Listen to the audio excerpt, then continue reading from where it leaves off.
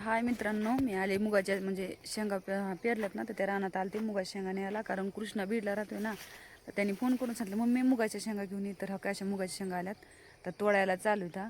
तर त्याला न्यायच्या शेंगा, त्याच्यामुळे तोडीते मी.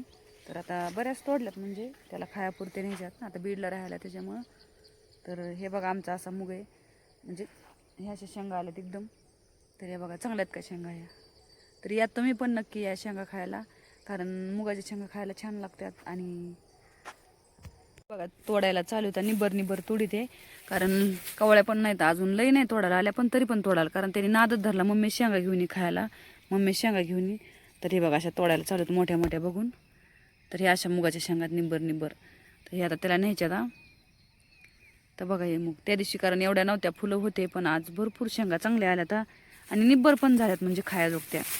तर हे बघा कसं एकदम म्हणजे असं दाट पण झाड मोठाले पण झाले. तर फवारले त्या दिवशी नव्हते एवढे, पण आज छान झाला एकदम मूग.